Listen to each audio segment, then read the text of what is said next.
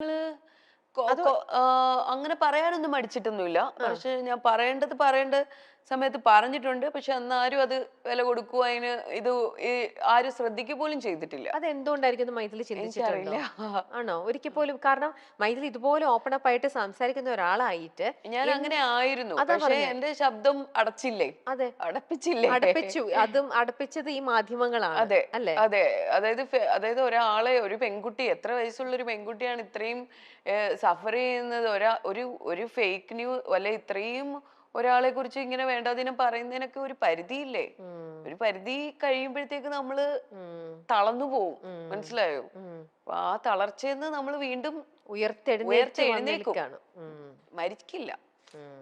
Strong ആയിട്ട്. Yes. നമ്മൾ അപ്പൊ കുറച്ചും കൂടെ സ്ട്രോങ് ആവുകയേ ഉള്ളൂ. ആവുകയുള്ളൂ. അപ്പൊ അതെ.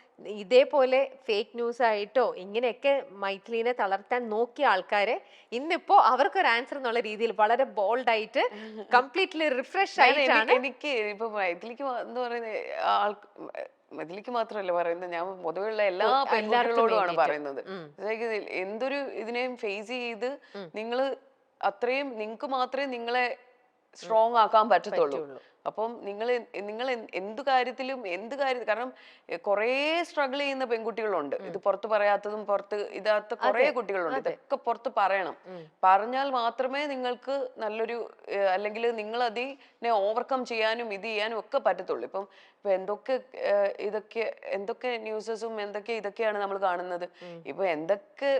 ഇപ്പൊ എത്രയോ പെൺകുട്ടികൾ ആത്മഹത്യ ചെയ്യുന്നു. എന്തൊക്കെയാ ഈ മീഡിയാസ് തന്നെയല്ലേ ഇതെല്ലാം ചെയ്യുന്നത്. ഈ സോഷ്യൽ മീഡിയ അല്ലേ എല്ലാവരുടെയും. ഇപ്പൊ നമ്മൾ പറയുന്നത് സിനിമ മേഖല മാത്രമാണ് ഇങ്ങനെ. എല്ലാ മേഖലകളിലും പ്രശ്നങ്ങളല്ലേ? ആരെങ്കിലും തുറന്നു പറയുന്നുണ്ടോ? എല്ലാരും പുറത്തോട്ട് വരട്ടെ. അതെ. എല്ലാ മേഖലകളിലും ഉള്ളവര് പറയണം. അതായത് സിനിമ മേഖല എന്ന് പറയുമ്പോ ഓക്കെ, സിനിമ കുറച്ചും കൂടെ ഒരു കളർഫുൾ ഒരു ഗ്ലാമർ സാധനമാണ്, ലോകമാണല്ലോ. ഗ്ലാമർ ലോകമാണ്. അപ്പൊ അങ്ങനെ സിനിമയിൽ മാത്രമാണോ? നിങ്ങളോട് തന്നെ ചോദിച്ചു നോക്ക്, സിനിമയിൽ മാത്രമാണോ? ഞാൻ അതിനോട് ആർഗ്യൂ ചെയ്യുന്നില്ല. I M enough, I M done enough. I don't want ഇനിയും അതൊന്നും മോർ. റിപ്പീറ്റ് ചെയ്യണ്ട. I'm having a good family. I'm having a beautiful son. So Okay. it's enough for me. Okay. വിവാഹ വാർത്തകൾ വളച്ചൊടിച്ചവരോട് ഇന്നും ദേഷ്യം മനസ്സിൽ കാത്തു സൂക്ഷിക്കുന്നു. വിവാഹ വാർത്ത മനസ്സിലൊന്നും ഇല്ല എൻ്റെ. പക്ഷെ എന്നാലും എനിക്ക് അതൊക്കെ ഓരോ ട്രോമാസ് ആണ്. എൻ്റെ ഓരോ കാര്യങ്ങളും നമ്മള് ഇത് ചെയ്യാൻ തുടങ്ങുന്നു, അല്ലെ നമ്മൾ എന്തെങ്കിലും ഇത് എന്താ പറയാ, ഇപ്പൊ നമ്മളൊരു കേസ് കൊടുക്കുന്നു, നമ്മൾ അതിനെതിരെ ഇത് ചെയ്തുകൊണ്ടിരിക്കുമ്പോ ഇതേ മാധ്യമങ്ങൾ ഇതേ കാര്യങ്ങൾ വെച്ച് തന്നെ അതായത് നമ്മുടെ ജീവിതത്തിനെയും കൂടെ കയറി ഇടപെടുക എന്ന് പറയുന്നത് ഇറ്റ്സ് വെരി ബാഡ്. യുനോ അപ്പോഴും അവര് നമ്മളുടെ പേഴ്സണൽ ലൈഫിനെ കുറിച്ച് ചിന്തിക്കുന്നില്ല. നമ്മള് കല്യാണം പോലും വിട്ട് കാശാക്കുന്ന ആൾക്കാരാണ് ഇവിടെ ഉള്ളത്. എങ്ങനെങ്കിലും എന്തെങ്കിലും പറഞ്ഞ് അത് നെഗറ്റിവിറ്റി സ്പ്രെഡ് ചെയ്ത് അതിലൂടെ പൈസ ഉണ്ടാക്കുക എന്നുള്ള ഒരു എയിമാണ്. നിങ്ങൾക്ക് നല്ലത് നന്നായി ജീവിച്ചൂടെ? അതെ. അല്ലേ? എന്തിനല്ലേ നല്ലത് എഴുതി നന്നായി ജീവിച്ചൂടെ? സത്യം. എന്തിനാ ഈ വളച്ചൊടിച്ച വാർത്തകളുമായിട്ട് ഒരുപാട് ആൾക്കാര് അല്ലേ? അതെ. എന്തിന്റെ ഇതാണ് വെറുതെ ഓരോന്നും ഫേക്ക് ന്യൂസും ആക്കിക്കൊണ്ട്. നേരെ ഇനി ആരെ കുറിച്ച് എന്ത് എഴുതിയാലും നേരെ കംപ്ലൈന്റ് ചെയ്യുക, നേരെ പോയാൽ മതി. ഇനി പരിപാടി അതേ ഉള്ളൂ.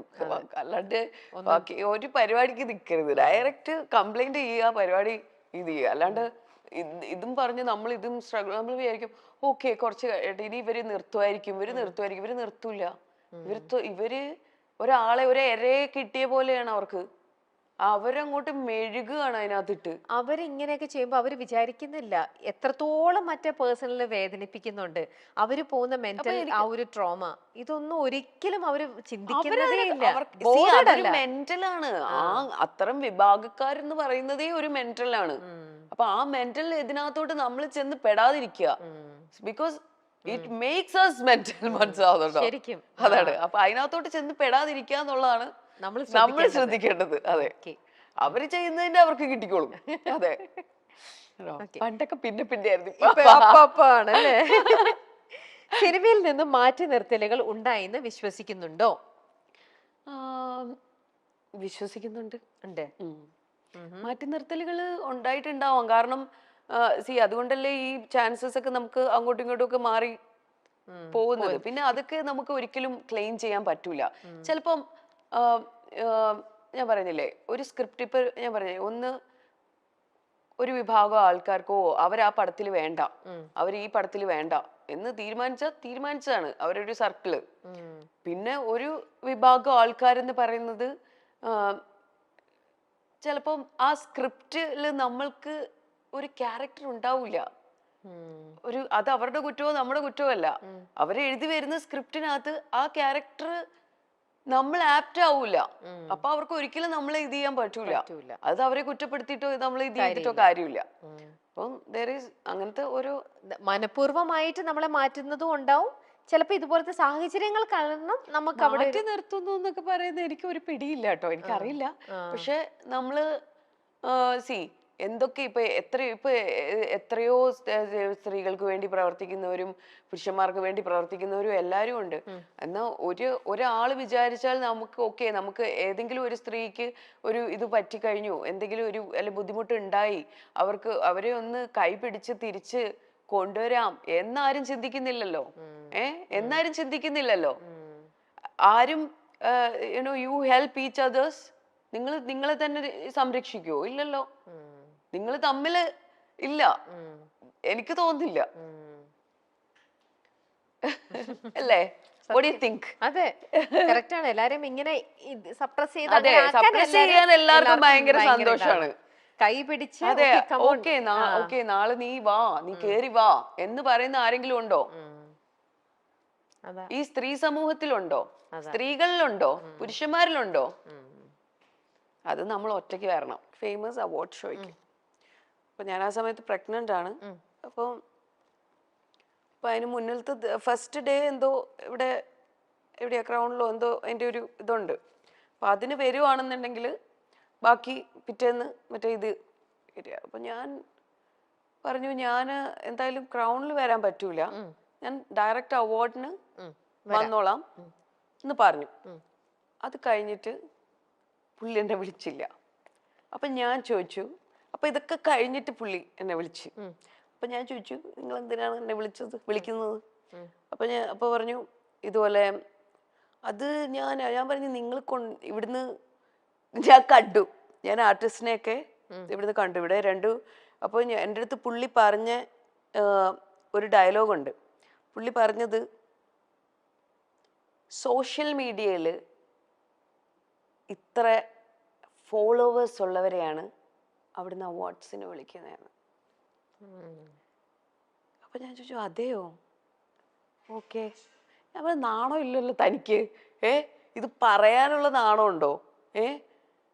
ഒന്ന് ആലോചിച്ച് നോക്ക്. സോഷ്യൽ മീഡിയയില് ഞാൻ ഇവിടെ 1 or 2 മൂവി ചെയ്തിട്ടുള്ള കുട്ടികളാണ് ഇതിൽ പോയിട്ട് ഇതിലപ്പോൾ ഇത്രയോ കാലിബർ ഉള്ള എത്രയോ ടാലന്റഡ് ആയിട്ടുള്ള ആർട്ടിസ്റ്റുകളുണ്ട്. അപ്പൊ ആ സോഷ്യൽ മീഡിയയിൽ എത്ര ഫോളോവേഴ്സ് അനുസരിച്ചിട്ടാണ് ഇവിടെ ചാൻസസ് എന്നിപ്പോ. അതായത് അതനുസരിച്ചിട്ടാണ് ഓരോരുത്തർക്ക് ചാൻസസ് വരുന്നതെന്ന്. ഹിന്ദിയിലും തമിഴിലും മലയാളത്തിലും എത്ര ഫോളോവേഴ്സ് ഉണ്ടോ അതിനനുസരിച്ചിട്ടാണ് ചാൻസസ് വരുന്നതെന്ന്. ഞാൻ എന്ത് മണ്ടത്തരമാണ് ഇയാൾ ഈ പറയുന്നത്? അല്ലേ, നിങ്ങക്ക് തോന്നുന്നില്ലേ? നിങ്ങക്ക് കേട്ടിട്ട് എന്താ തോന്നുന്നത്? ഞാൻ അനുഭവിച്ചൊരു കാര്യമാണ്. ഒരു അവാർഡ് നൈറ്റിന് എന്താ ഇത് ചെയ്താത്തേന്ന് ചോദിച്ചതിനുള്ള മറുപടിയാണ്. നിങ്ങൾ പിന്നെന്താ എന്നെ വിളിക്കാഞ്ഞത്? നിങ്ങൾ വിളിച്ചില്ലല്ലോ, നിങ്ങൾ ഇതിന് വിളിച്ചിട്ട് ഇത് ചെയ്യാന്നല്ലേ പറഞ്ഞത് എന്ന് ചോദിച്ചപ്പോൾ പറഞ്ഞു, അത് മറ്റേ ഇതാ കാര്യമെന്ന്. മേലെ എന്നെ വിളിച്ചു പോയേക്കരുത് പറഞ്ഞു ഒരു കാര്യത്തിനും. എന്താ അല്ലേ, എത്രയോ ടാലന്റഡ് ആയിട്ടുള്ള ആർട്ടിസ്റ്റുകളുണ്ട്. ഈ സോഷ്യൽ മീഡിയയിലെ ഫോളോവേഴ്സിനെ പൈസ കൊടുത്ത് വാങ്ങിക്കാം. എത്രയോ പേര് പൈസ കൊടുത്ത് വാങ്ങിച്ചിട്ടുണ്ട്. ഞാനൊന്നും പൈസ കൊടുത്തല്ല വാങ്ങിച്ചിട്ടുള്ള കേട്ടോ. എനിക്ക് ജെന്യൂൻ ആയിട്ടുള്ള കുറച്ച് ഫോളോവേഴ്സേ ഉള്ളൂ, പക്ഷെ ജെന്യൂൻ ആയിട്ടുള്ള ആൾക്കാരാണ് കേട്ടോ. ഞാൻ ഇത്ര ആക്റ്റീവ് ആയിട്ടുള്ള ഒരാളല്ല, പക്ഷെ മനസ്സിലാവുന്നുണ്ടോ? അപ്പൊ അങ്ങനത്തെ ഒരു എക്സ്പീരിയൻസ് ആണ് എനിക്ക് ഇങ്ങനത്തെ ഒരു സാധനത്തിൽ നിന്ന് കിട്ടിയത്.